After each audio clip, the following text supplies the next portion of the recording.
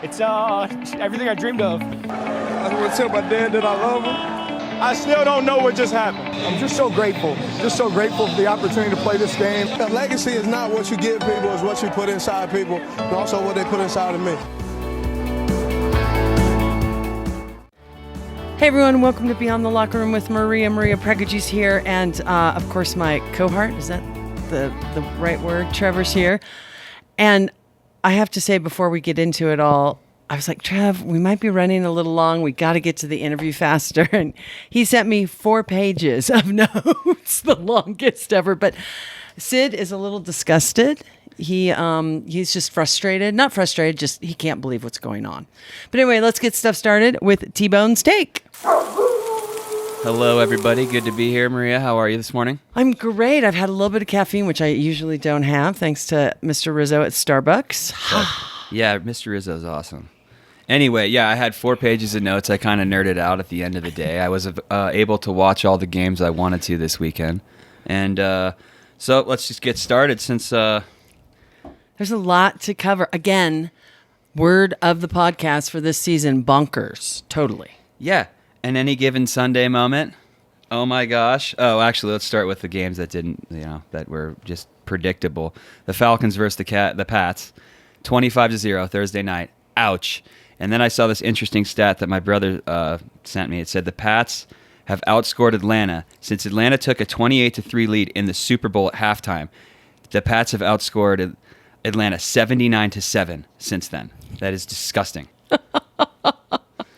I know. Atlanta, they got to do some stuff. And let's talk about Patriots real quick. They are looking hot. They are on fire. They are looking good, and how funny, because they released Cam Newton at the beginning of the season. Everyone's like, "Oh, what about their quarterback? He's young," and under Bill Belichick, he's doing pretty darn good, I might say. I would say too. They're heating up. Yeah, look out. And then next game, we go Bears Ravens. Ravens won. Lamar Jackson's out. Same result as I thought it would be. Andy Dalton, he's boring. The Bears are boring. I think that actually Justin Fields got hurt in that game. And then we're going right to Packers versus Vikings. I'm sorry. I know I always say Brett Favre, wrong quarterback. I know Aaron Rodgers is a great quarterback, but I'm not liking his personality this year. After his press conference during it, he's like, my toe. I think that he got uglier too. Like his hair is really bad. My girlfriend really doesn't like his hair, and then his ugly personality with that whole thing was just like I don't look at him the same. And then his Halloween outfit was John Wick, and it didn't even look that good. Yeah, don't even get me started with all of that. And they lost to the Vikings. Yeah, I think that I said this last week that the Vikings have lost like 4 games by like 7 or less. And Kirk Cousins hasn't won a like Monday Night Football game, but like he's playing elite quarterback status, killing it. And then beating Aaron Rodgers is just such a like cherry on the top too. Because that's a division game, and they always seem to get rolled by the Packers. The Packers are good, too. Well, the crew on Get Up, still half of them are like, oh, it's going to be the Packers. And they are good, but I just don't like, his toe. Was it Justin Jefferson was wearing that Randy Moss shirt in warm-ups? Did you see that? Yes. Because he had tied Randy Moss for most 100-yard games, I think. Yeah. It was awesome. Colts versus the Bills. What happened to the Bills? Bills started strong, and Colts are going up. A big ol' dud. Jonathan Taylor had 5 touchdowns. They're not making Carson Wentz do anything like out of the ordinary. They're just like, don't turn the ball over. And he threw for like 136 yards and a touchdown. So like they're handing it off, and he looks great too. And he's running the ball. The Wentz wagon is what the Wentz wagon. When he was in Jump on. It was Pennsylvania when he was there. And we're going to quickly go through because there were so many. Washington against the Panthers. Oh, yeah. Did you see? The Washington D still stayed strong without having Chase Young with tearing his ACL. Cam lost to his old coach. They hugged it out. They broed it out after. I thought that was so cool. Yeah.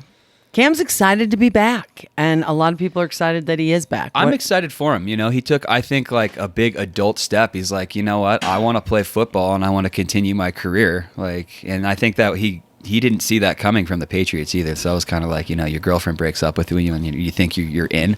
You're like, yeah, I got it. Hey, I'm going for your best friend, Mac Jones. You're like, ouch. Lions versus the Browns, real quick. Is Baker supposedly he's injured? This morning on All the Talk, they were like, should he be out? He got booed by the fans, and then he kind of gave it to him back. But the guy's got a torn labrum in his non-throwing shoulder. He has a bum knee, and his ankle's hurt. The guy's a tough customer, and then he's getting it from. I mean, I understand that the Browns are supposed to be good this year, and they've gone through a bunch. But I mean, heckling. I'm not a big Baker Mayfield fan either. I hate his commercials because he's on TV all the time. They are kind of funny, but they are funny. They just run them so much that I think I'm just annoyed with him. But I think that his toughness has convinced me that he's a likable guy. And he's going through a tough one, and he's. When are the Browns not going through a tough one, though? I know, that's so true. But to be booed and he's playing with all those injuries. Well, at least they're not, putting bags on their heads anymore. Well, yeah. God, that was bad. Yeah. That was bad. I'm moving on to Seahawks versus Cardinals, page 2. Cardinals, love them. Still, though, without their guy. Yeah, I don't know, man. I just think that I think that he's getting ready to play, and he probably feels good, so they gave it another week.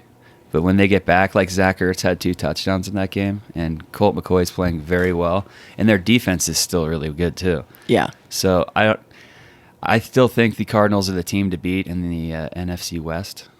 I do too. I am with you on that. I still feel bad for the Seattle. My sea chickens. I just saw a friend at Starbucks this morning, and I said.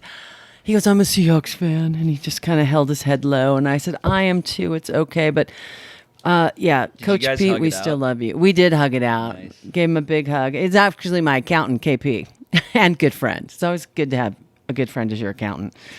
But Russell Wilson, if they continue to go this way, I think he's going to want to leave at the end of the season. Yeah, there was a big thing 2 weeks ago before Jalen Hurts started just crushing it. That the Eagles might go after Aaron Rodgers, and these are rumors. Well, yeah, and Russell Wilson because they have the 3 first-round picks, and maybe they would want someone like that. So, on that topic, let's talk about your Eagles. Half of all of the Sports Center and the NFL and Fox News or Fox Sports all say, are they going to go for Rodgers or Wilson, or are they just going to stick with their guy this year? I think they got to stick with him. He's making a point to, he's going to be, he's made a very good run here to prove a point that he's, he can play quarterback, and they can work with him. And, you're paying him a rookie contract too. They're getting away cheap on him because he's doing well. And everyone's like, well, it's a building year for the Eagles, so they might not make it to the playoffs, but they looked pretty darn good against the Saints. Well, it's like Nick Sirianni's proven that he's a good coach. He's taking a team that didn't have an identity. He's giving them an identity, and now they're playing, they're playing really good football with what they have. He may not be the best interview guy. He's the worst, actually. He's really not so good. Bad. He's talking about growing flowers and all that stuff, and now he just still gets, they're just talking this guy's growing flowers. He might not be the best interview guy, but he seems to be good as a coach. So let's just keep going with that. And they're playing the Giants this week, and I think that they're going to win. Yeah, and the Giants are coming off that loss and a rough loss by Tom Brady. Rough, and their offensive coordinator Jason Garrett got fired. So I know firings go on, but you're the coach of the iconic Dallas Cowboys. You get tossed from there. Now you're the offensive coordinator for the New York Giants. You get tossed from there. Where does he go from here? I'm sure someone's going to pick him up. Does he go back to, I don't know if he actually coached in college. Sorry, I do not know that fact.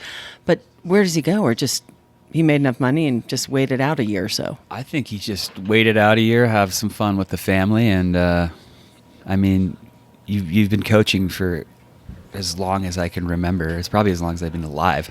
Yeah, he's young too. So, but that was not a great game for New York. So, and then, I know that every team has great coaches. So if you get rid of one, everyone comes together.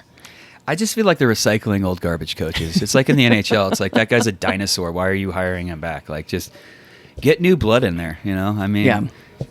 I'm sure he can do something in college. He can do whatever he wants. He's got the name. But why would you want a coach from Dallas so you can know what Dallas is up to 2 games out of the year. Well, now Dallas's coach used to be with Green Bay, and he got let go. He's So, and he's recycling doing old well. garbage. He's doing kind of well. Dallas for me is up down every week. Oh yeah, I think they've been exposed. But the Chiefs beat them. They did. Well, the Chiefs are back. The Chiefs are 100% back. Look out. Look out. So Daner works here, and he's a Chiefs fan, and I've been giving him just the enormous amount of grief like every week about how Mahomes is overpaid. He even said it on this podcast too. And now he's just crushing it, and it's in my face. So I will eat that one. Well, and you said no run plays by Dallas on your notes, and Jerry Jones was on an interview, and he's like, inability to establish the run. Well, you have no receivers, so Amari Cooper's out with COVID. Then CeeDee Lamb goes out, so you have, your 3 and 4 receivers. The guy from Boise State too, Wilson, and then Gallup. So he's good. But so you really don't have any receivers. So run the ball. That's what you pay Zeke for. And I heard he's hurt too. So whatever. He probably doesn't have a toe injury. That's Yeah. my Aaron Rodgers. It's not a turf toe. Someone stepped on it. It's worse than a turf toe. I was in a lot of pain, and I'm sure he was. But Aaron Rodgers in my book, still a great quarterback. I know I just harp on this, but your interviews are just. Ugh. He seems depressed. He has a hot fiance. He's there. so conceited. You heard it here. I love Is that it. the word? I mean, he's just so smug. Let's talk about, I think, one of the best games. I was watching another one. I think it was Cowboys Chiefs. And at the same time, I called my business partner, mentor, boss in Texas. And I said, what are you doing? Are you watching the Chiefs Cowboys game? He goes, no, I'm watching the Texans win. I'm like, excuse me? Rewind that sentence. What? Yeah, I don't really know what happened except for I do. Tannehill threw 4 interceptions. Ouch. You have in your notes. Ouch. Every blind squirrel gets a nut. They just cut Phillip Lindsay too. They're running back. But yeah, I think that the Texans just decided to show up. And the Tennessee Titans did not. Well, and the Texans got their second win and gave the Titans their third loss. So again, bonkers. I think, like they said on this show, it was called a speed bump or a roadblock. So I think that's just a speed bump for the old Tennessee Titans. Good wake-up call, and then you can go from there. Because, they really can't play any worse than that, I hope. So, yeah that was rough, though. I'm just you're watching... I'm watching the bottom line, and I just keep seeing the score, and I'm just waiting for the score to go from 0 to something, and it didn't happen until the 3rd or 4th quarter. Well, and we touched upon the Giants, the Bucks. So you go TB12. TB12 is a god. That's what you wrote. Yeah, well, they had that thing where he helped save that kid from Utah's brain cancer. I was watching it with my girlfriend, and then she asked me if I was crying, and I was. I was bawling, and I was and my jaw hurt because I was tingling in the nose. And anyway, he's just a cool guy. And then he corrected that reporter after the game. He's like, "Oh yeah, that was a great 10-yard run by you, Tom." He's like, "Excuse me, it was actually 11 yards." I love that, but he was nice about it. Absolutely. He wasn't in your face. And here's a great stat because they came off 2 losses. And Tom Brady hadn't lost 3 games in a row in nearly 2 decades. That's gross. No, that's why. Is that even fair? Yeah, 10 Super Bowls, 7 rings. Is that correct? I think it's correct. I talked to a Giants fan that works here too, and he said they need to move away from Danny Dimes. And what else did he say? Quote, rough watch for me. And they've got 2 first-round draft picks, so maybe they'll... I don't know where to go from there. Maybe a quarterback. I know that the quarterback draft's not looking too hot this year, though. I know. It's, and then college football, that whole deal's going up and down, and they'll probably be at least a 1-2 loss team in the finals. Let's go Cincinnati. Yeah, I'm kind of on their bandwagon. I am, too. I tell you, I told you Husky Stadium a couple weeks ago, and there was no one. It's usually packed. You guys lost the first game to somebody. That was very bad. Oh, yeah, that was very bad. And they said, there goes the season. Yeah. Ouch. But we get our friends great tickets in Club Husky, cool. so I'm Right on. okay with that. We don't get to see college games that much here unless you go to Boise State games. Well, yeah. Which, by the way, coming up, I failed to mention Tim Rypien, brother of Mark Rippon. is going to be on, and his son, Brett Rippon, was the star quarterback at Boise State University, as well as I got corrected, and you'll see I got corrected a couple times. I did my research, but you still get corrected. Brett has been on the practice squad, but now he is third quarterback, and he's funny. You'll listen. He goes, the difference between the practice squad and third string quarterback is a lot more money. So I didn't get Brett this week on their bye week, but I will get him. It might be at the end of the season. Some of these folks are very busy. Anyway, so that is that little deal. So what else? I'm going to throw a quick shout out to San Francisco. Looking great this week. They're actually putting it together, and they might be a contender to, throw some swings in the NFC West. Well, there's so many teams, except like Houston and Seahawks, that have chances.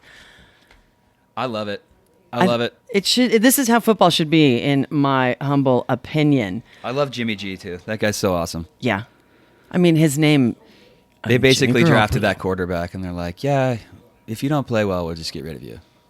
So I'm going to run down your breakdown, big takes, and then we're going to go for this week's picks. Chiefs are back on top. Chiefs are on track. Their defense showed up and just murdered the Cowboys offense, smothered them. They didn't do anything right. I think that's kind of a speed bump for them too, for the Cowboys. Yep. I think they'll get back together. They lost that one game, and then they came get back together. They go hand in hand. Yeah. They shellacked that. I can't remember who it was that they lost to. Anyway, yeah, but they came back and just crushed. I like this. Colts, no joke. You were on the Wentz wagon. I am. I am on the Wentz wagon. I always will be. I cheer for him. He helped the Eagles get their first Super Bowl, and unfortunately, Philadelphia is too hard of a city for him to play in. So I know. When you're getting paid that much or that little in professional sports. Yeah. Well, it's just like I hope that he does well in Indiana, and I hope that Jalen Hurts is the guy that can have the personality to take on Philadelphia, because it's a tough. And you guys have sports city. 3 first-round draft picks? Yes. Coming up. So that's, I think, next year, like I said this morning. A couple weeks ago, they said, hey, we should bench Carson Wentz to protect our first-round pick. And I was like, what are you guys thinking? So I think that was just like speculation. It's over now. All right, we're going to bust a move through these. Vikings get ready to roll? Is that a question mark? No, that's a exclamation now. Okay, perfect. Because Kirk Cousins is playing absolutely phenomenal, and there's no stopping them now. I think that win over the Packers is going to kick their confidence in and look out everybody that's on their schedule. Let's see. Myles Garrett fixed by Giants. Yeah. I'm skipping down a few. Oh, he got fired. Yeah. Yeah, he got fired. Oh, fired. I thought that said fixed. I was like, didn't he get... They fixed him all right. They fired him. I was like, wait a minute. We already talked about Lamar that. Jackson has been sick like 4 times this year, too. He misses practice all the time. But they still won. And what do you... I mean, it's not COVID because you have to get a million tests. So just... I mean, I know people still get sick, and of course when they're practicing together like that. Maybe he just likes to party really hard. Well then, maybe, but they're still winning. I've seen NFL rumors that say that. What else? Give me 2 more on your list. I got, let's see here. The Eagles got their first back-to-back wins and their first home win. And the Cox Cable guy in town, he went to the game, came in yesterday. His name is, what is it? Victor. Yeah, Victor. And he said it was absolutely awesome. His wife is from Jersey. He was in the Navy. He's pumped. Good for him. One more, then we're going to go to next week's game, or this week's game. All right. One more. I don't know. We breezed through all of that. I don't know. His 4 pages of note. Again, 4 pages. Oh, the Chargers. Let's see here. Justin Herbert joins Mahomes and Kurt Warner for the third quarterback in history with 7,000 yards, over 7,000 yards in his first 25 games. That's a lot of yardage. I know. That is a lot. 25 games, that's a lot of yardage, for sure. All right, first off, I want to say we are filming this Wednesday before Thanksgiving at Grumpy's Sun Valley. Thanks, Pete. I have my cool winter Grumpy's hat on, but I don't think we sell them anymore, so don't get all excited, people. Thanksgiving, Chicago and Detroit. Detroit 0-9-1. That's just depressing. Well, it's good for their draft status. They'll probably get number 1. But still... Chicago at Detroit, they always do that. How do you think they, when do they eat their turkey? After the game, I'm assuming. Yeah, I would think so. Maybe they have like turkey Benedict eggs. with Maybe. stuffing on the bottom, then and turkey- then turkey, and then cranberry, and then hollandaise on top. Turkey makes you sleep. But, and by the way, Tom Brady said on an Oprah interview, he said, when I leave the sport, I'll be looking forward to, more holidays with my kids. Because with football, you still have to, you go to practice, you watch the videos, all of that. And Oprah goes, what do you eat on Thanksgiving? And he said, I'm paraphrasing, but he goes, that is my one day. I think he eats carbs on Thanksgiving. He goes, I go all out because that's the one day. What a sicko. He eats like a serial killer. I know. I love it. So good for him. No carbs. Oh my God. I know. Las Vegas at Dallas on Thanksgiving Day. Dallas always plays Thanksgiving Day. I'm pretty sure that we said Dallas is going to win this game, or I did. It's a short week for 'Cause they Dallas. Pummeled. So They got pummeled, up, down, up, so, down. Yeah, I think they're going. I think I'm gonna pick Dallas on this one. Okay. Buffalo at New Orleans. Both have not. Last week was not great for either of them. Yeah, I know. I think Josh Allen's just not having the year that he's had, and the New York they had this other one. They said New Orleans has the number one rush D, and they just got trounced by the Eagles last week. Well, speaking of the Eagles, Philadelphia 5-6 after starting 1-3. We gotta love that. At New York, New York's coming off the short week and the loss and firing of their coach. I'm going Philly. I'm jumping on Philly. your bandwagon. I'm going Philly. Yeah. What about LA Chargers 7-3 at Green Bay? This is going to be 8-3. a fun one. Yeah. I think I'm going to go against my friend Aaron Rodgers. We haven't talked yet, but I still feel we got a pretty good, solid connection. I talk about him enough, and I see him on TV all the time. Minnesota at San Fran. This is a tough one because Minnesota's been doing so well. This is going to be a dogfight. I think so. It's going to be backyard street rules in the alley. Only you would come up with that. I'm going to go. I went against Minnesota last week, and they won. And that was the one game I was like, I know I'm going to regret this, so I'm going with the Cowboys.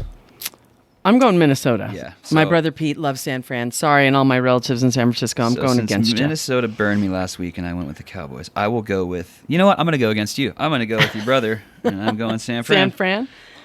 There you go. Cleveland. And this one's going to burn me. Probably. Cleveland at Baltimore. Cleveland 6-5 going to Baltimore 7-3. I think that Lamar Jackson's going to be on fire. We're going to go with Baltimore. Yeah, I'm going to go with you on that because Cleveland, I don't know how Baker's going to do. I think they're going to keep him in. Why wouldn't they, in my opinion? And then Monday Night Football, my Sea Chickens 3-7 at Washington. I think Washington's going to. Sorry, Russell Wilson and Coach Pete, who your girlfriend and I love so much. Yeah, I'm going Washington against my guys. Yeah, I'm going to go Washington, too. They're playing good. They're at home. Wow, we busted through that. What, did you get Tampa Bay and Indianapolis? No, because I'm going Tampa Bay. Okay, I'll go Wentz wagon. Wentz wagon, you are on the Wentz wagon. And then I'm going to go with Mac Jones because everybody talks so highly about him. Okay, perfect. There you have it. Absolutely. All right. Well, you have a great Thanksgiving. I am taking off to the Wrangler National Finals Rodeo Saturday after Thanksgiving. So Trevor and I will be back. It's going to be via Zoom. Oh, yes. Zoom from I'll be in Vegas. You'll be up here for the next 2 weeks. And stay tuned. Tim Rypien, here's a quick cool fact. He was the first Rippon to be drafted by a professional team. Wasn't Mark. Really? Yep. You got to watch to find out. Oh, my Lord. What? Okay, if you're not watching, Trevor just got whipped cream pie in the face. It is Thanksgiving. I hope that person runs and doesn't come back to work. Yeah, we're going to wrap it up. Tim Rypien up now. I don't even know who that was. Holy cow. We are at Grumpy Sun Valley. Tim Rypien now. And then Maria's Minute. Stay safe out there. Eat lots of turkey. And God bless Trevor. Yeah. So I'm super excited to have Tim Rypien with us today on Beyond the Locker Room with Maria. Tim, I haven't seen you in forever. Good to see you. Great to see you, Maria. Absolutely. So it's all about nepotism. I started with my brother for the first 2 episodes, then your big brother, Mark, for 2, and now you. And then, sorry, Brett, you're coming on as well. Your son, which we'll get to in a minute. But great to see you. You are at our rival high school, North Central, where you teach. Absolutely. I've been here 31 years and, started off coaching here in 1991 to 95, was head baseball coach. Then we had 3 kids in 3 years, 93, 94, 96. And I decided, you know what, I would rather coach them and be a dad than coach the rest of the kids. So it was a tough decision, but it was the right decision. Well, and let's start. I talked to Mark and Pete about this. He's so funny. He goes, it was the Polish Greek mafia, our 2 families. I'm like, well, I don't know about that. but it was great to have not just yours, but all the families from Shadle Park, wide variety of ages. And you have a lot of siblings. I had a few.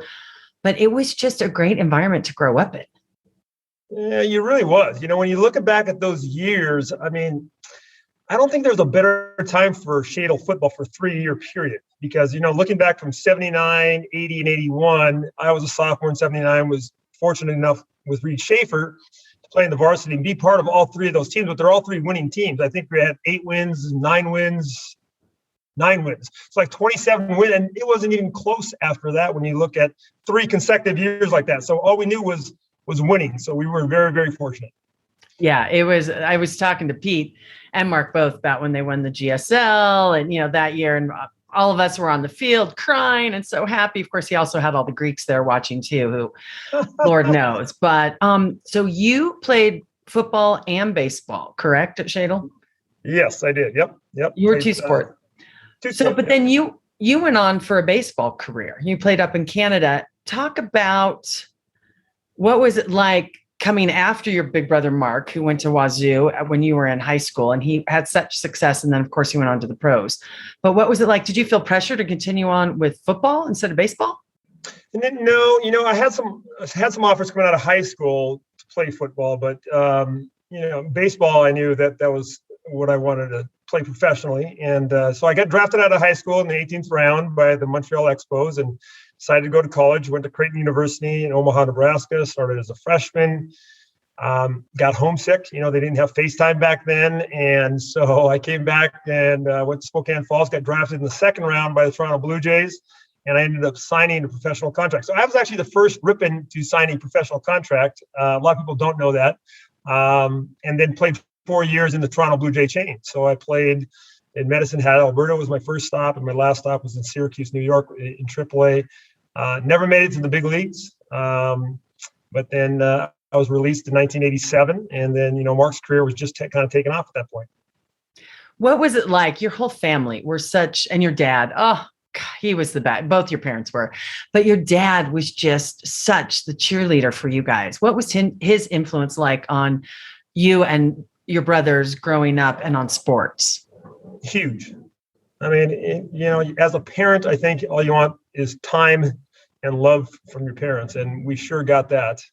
Maybe a little more love from my mom, but the time factor from both of them was just, my dad was our first coach.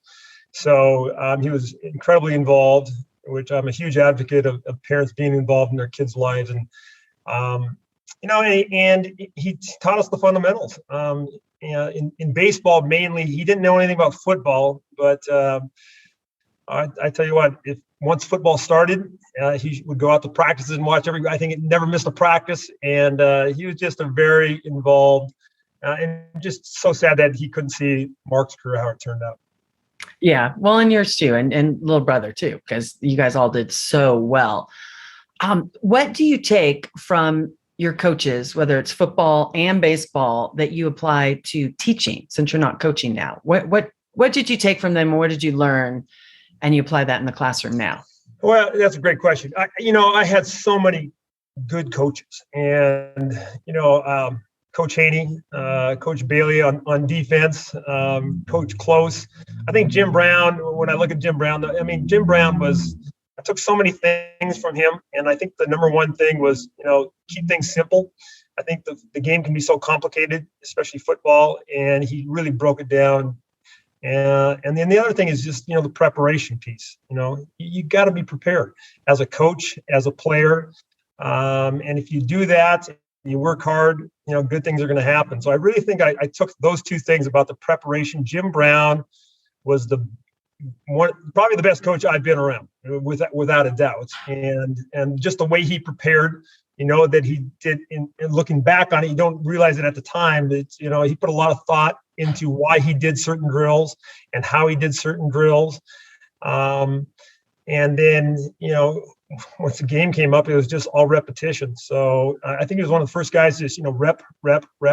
And that stood with me when I was coaching our daughters and coaching Brett. It's about repetition, the 10,000 hours and being able to do things correctly over and over again, because it reps that myelin in the brain, and you just become better as a result of it. Well, I used to teach skiing here in Sun Valley, Idaho, and I love the kids because you just skied. And the more, time they had under their skis, the better they got. So it was just, I get that. Of course, I didn't play any professional sports. I was the rah-rah on the sideline. Which is okay too.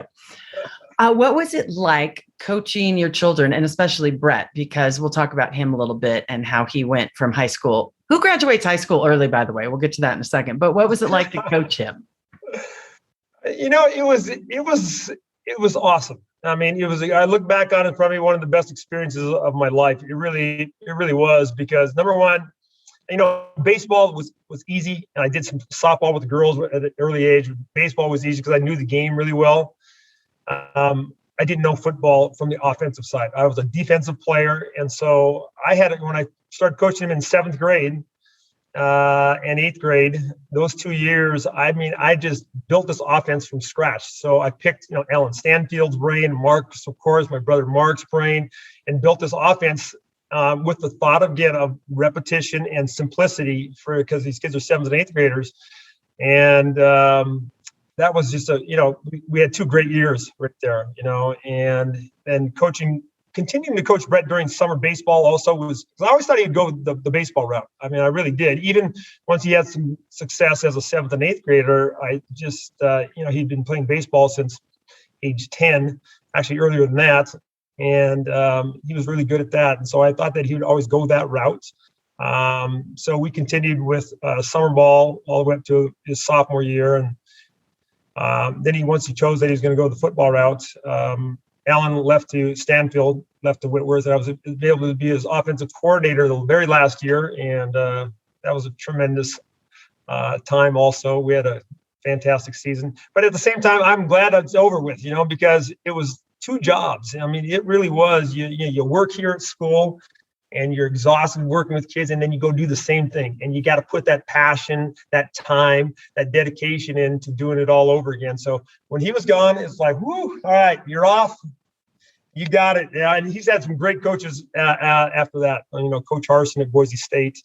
And, it's just been surrounded by good people. Well, it's funny you say, and teachers, you had to teach, then coach, then go home and grade papers and prepare for the next day. So that's a lot.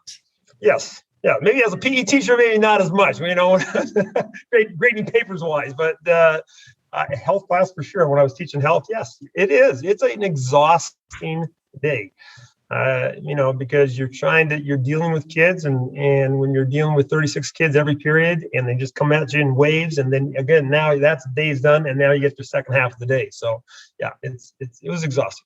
And you don't have any wrinkles. How did that happen? I have 31 years of teaching, and you don't have any wrinkles. I think your wife gives you maybe some good skincare. Who knows? So Brett decided football, and he graduated early once he signed on with Boise State, correct? Yes, that's correct. Yep.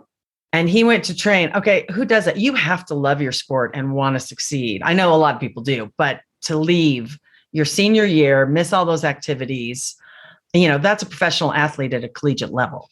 Yeah, and it was really because, again, he would have played his senior year in baseball. So, and that was hard.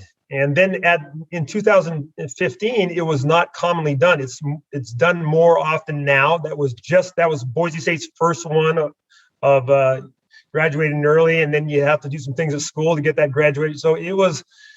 And then he gets down there, and and of course everybody's good, So once you get down there, and I remember, and then you're this 4-star kid that's going to Boise State. That so you kind of got a mark on your chest, and I think that was a hard semester for him, to kind of figure all that out. But he did. He did. If no one, and I love too. We'll get to you now. He's with the Denver Broncos. You guys really didn't have to change a lot of colors in your outfit. That's to put him right. on. I'm a girl. I think about fashion. Blue. Blue and orange the whole way. The whole name Broncos. It's easy. So what made and makes now still Brett so special? And everyone used to always talk when he was at BSU and now it's Broncos. He's just smart. You're smart. I know that. Not dissing you. Where does he get it from? But how does he handle all of that? Because he knows. I think that, dealing, because he's got a photographic memory. He really does. And I don't. And so it's not like he can listen to a song once or twice and memorize it. And so I think as a quarterback, you have to be able to process information quickly.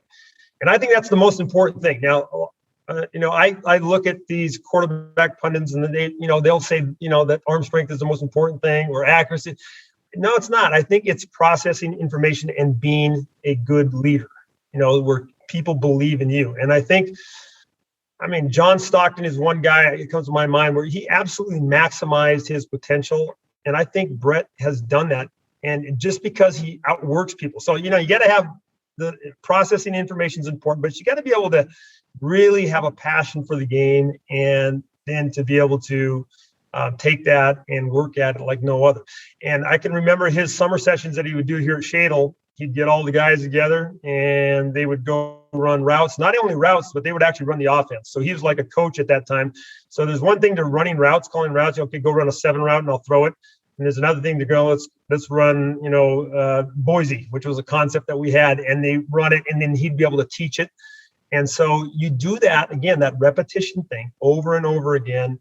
And then once that translated into college, I think that was easy for him because our offense is pretty simple. It was got a little more complicated at the college level, and then it's really complicated at the NFL level. But again, some guys can't handle that because they just can't process quick enough. But that's really been his success, I think, his work ethic and being able to process information quickly.